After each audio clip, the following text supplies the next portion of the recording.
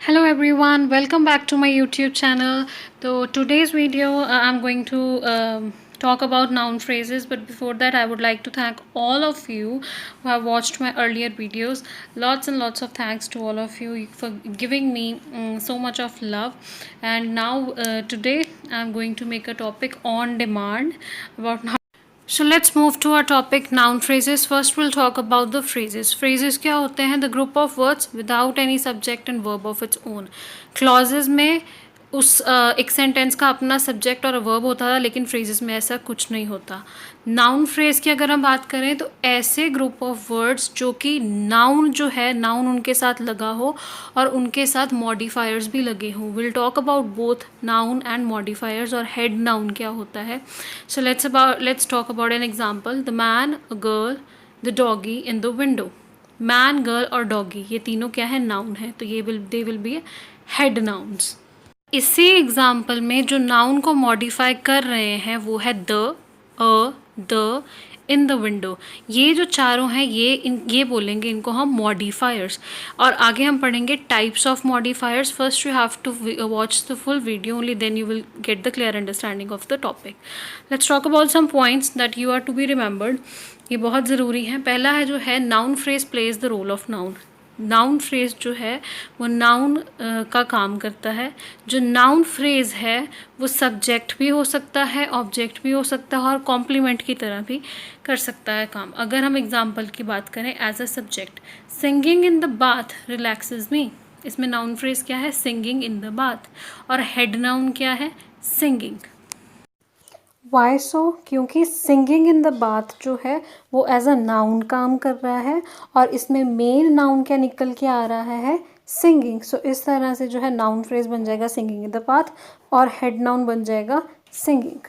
और ये as a subject कैसे काम कर रहा है? क्योंकि इसमें बात किसके बारे में हो रही है? सिंगिंग के बारे में.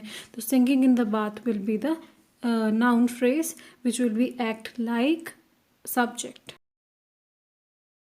Now will talk about noun phrase जब एज ऑब्जेक्ट काम करता है तो कैसे काम करता है. I know the back streets. मुझे पता है बैक स्ट्रीट्स के बारे में. अब इसमें नाउन क्या है? हमें ये पता है द बैक स्ट्रीट जो है वो फ्रेज है, लेकिन उसमें नाउन क्या है? स्ट्रीट. मतलब हेड नाउन क्या हो गया? स्ट्रीट. और हमें ये कैसे पता चला कि the back streets noun phrase है? क्योंकि जो इसमें जो नाउन फ्रेज होता है वो नाउन की तरह एक्ट करता है और इसमें क्या है? द बैक स्ट्रीट्स जो है वो नाउन की तरह काम कर रहे हैं. Now will talk about noun phrases acting as complement. और इस सेंटेंस में सब्जेक्ट कॉम्प्लीमेंट की तरह ये काम करेगा. पहले तो हम समझ लेते सब्जेक्ट कॉम्प्लीमेंट क्या होता है. She was the devil in disguise. वो क्या थी? The devil in disguise. तो ये जो है लड़की के बारे में बता रहा है, तो सब्जेक्ट के बारे में कुछ इन्फॉर्मेशन दे रहा है, तो वो बन जाएगा सब्जेक्ट कॉम्प्लीमेंट. अब एज अ कॉम्प्लीमेंट जब नाउन फ्रेज आता है तो यहाँ पे नाउन फ्रेज निकल के आएगा the devil in disguise is the noun phrase. और इसमें द डेविल इन डिस्गाइज, इन चारों वर्ड्स में से हेड नाउन क्या है?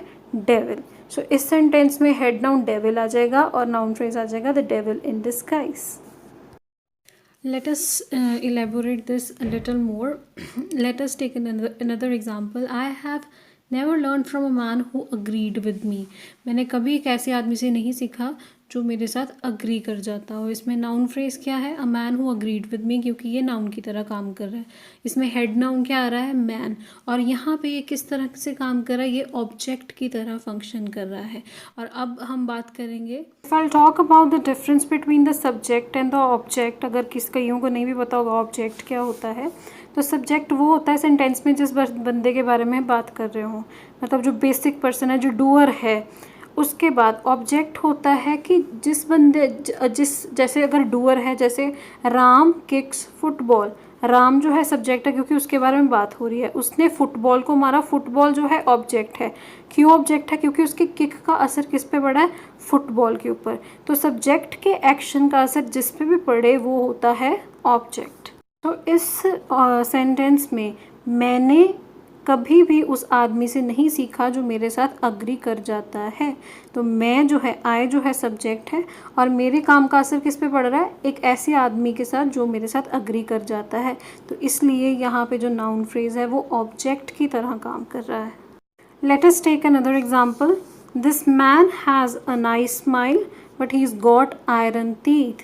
इसमें this man, a nice smile और iron teeth, ये तीन जो है वो नाउन फ्रेजेस हैं. क्यों? क्योंकि ये नाउन की तरह काम कर रहे हैं, नाउन को प्रेजेंट कर रहे हैं. तो इसमें नाउन फ्रेजेस तीन आ जाएंगे. दिस मैन और मैन की बात कर रहे हैं तो ये नाउन फ्रेज जो है सब्जेक्ट की तरह काम कर रहा है.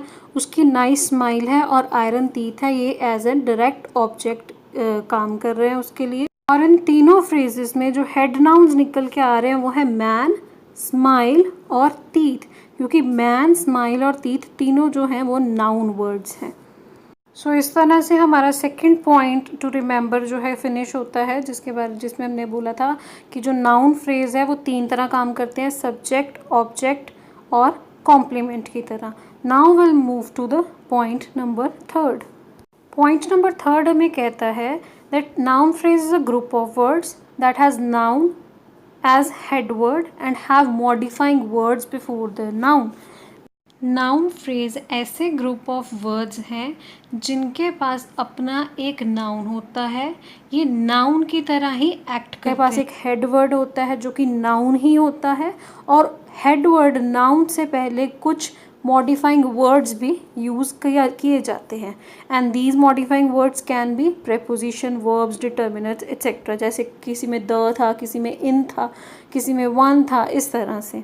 Let's talk about the modifiers from the above examples. जो ऊपर हमने एग्जांपल्स की थी, जो तीन examples as a subject, complement और ऑब्जेक्ट के बारे में की थी, वही अगर हम पहले एग्जांपल की बात करें, this man has a nice smile but he is got iron teeth.